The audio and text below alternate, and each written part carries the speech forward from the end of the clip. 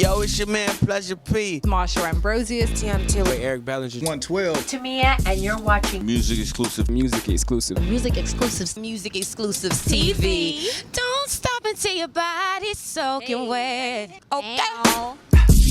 What's going on, y'all? It's the fire, the bonfire, and you're tuning in with MusicXclusives TV. Well, my name is the Bonfire. I'm from Chicopee, Massachusetts. It's like an hour away from Boston, but it's a small little town. It's a little humble town, but it's close to Springfield, Massachusetts.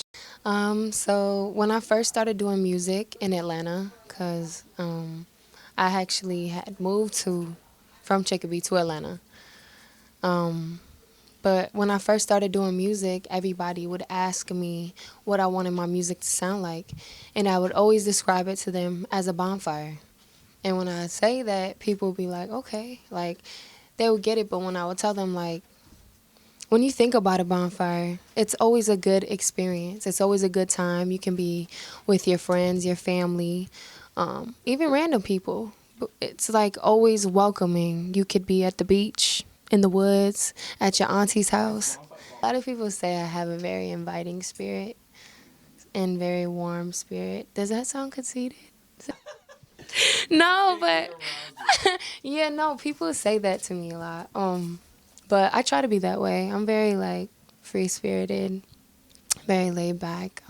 I come from a very cultural background. Like, I was raised by my stepfather, and he's from the Pacific Islands. He's from Samoa. So that played a big part of my growth as an artist because my parents, they're entertainers. Like, music has been around me in dancing, performing. That's been around me, instilled in me as a little girl because my parents are both performers. They're entertainers. They do Polynesian dancing.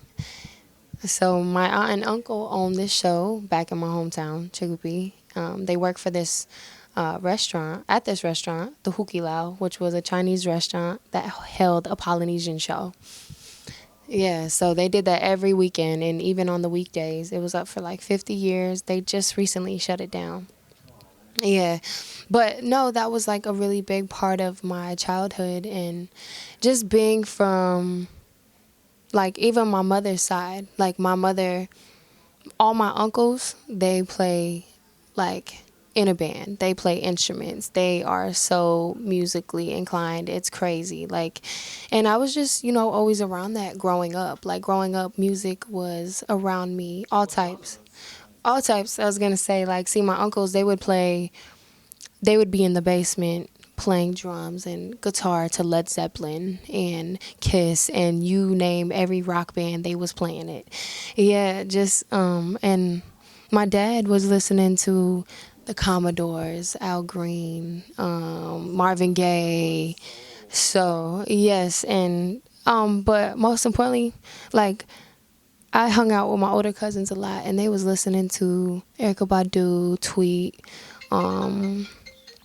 Jill Scott, what else? 702, Jodeci, like Aaliyah, Mariah Carey. But me, Rihanna, Beyonce, Destiny's Child. Like, yes, 90s baby to the fullest. Yeah. Yeah, definitely. And my soul just swings R&B. Yeah, it just swings that way. It started with Raphael. It started with Raphael Saadiq. So Raphael Saadiq is actually a big part of my development as an artist. He actually found me first. Well, I wouldn't say found me first. So back in Chicopee, when I was just doing music, I wasn't doing any original stuff. I was just, kind of putting up videos on YouTube.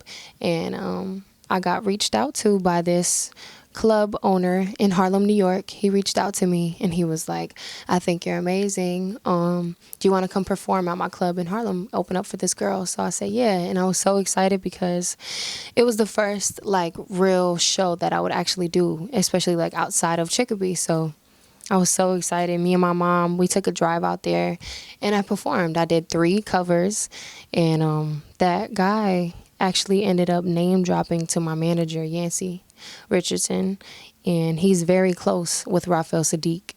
So Raphael Saadiq actually reached out to me on social media like the day after, and he told me, wrote me a message, just thought what I was doing was really amazing, my voice, and he wanted to work with me. He wanted to meet with me. And that next day, it was like boom, boom, boom, really. Like, it was like one after another.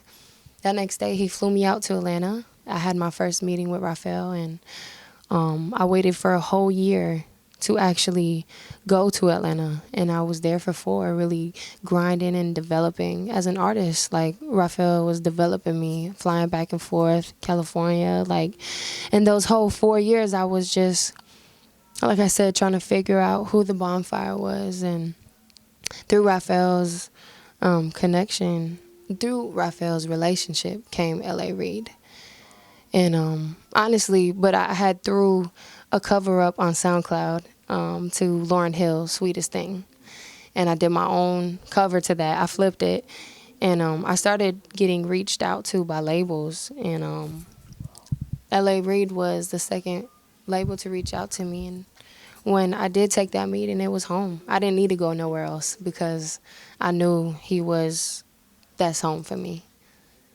I had a lot of really great people behind me with this EP, like Harmony Samuels and his camp, Hitmaker and his camp.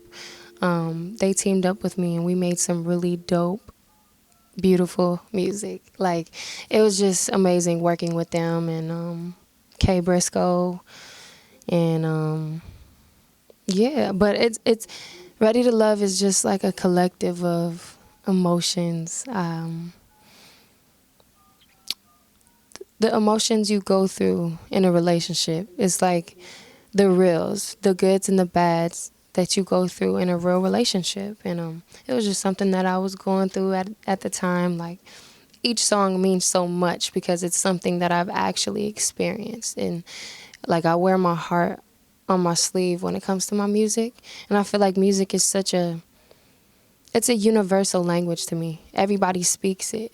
It's something that everyone can understand and relate to.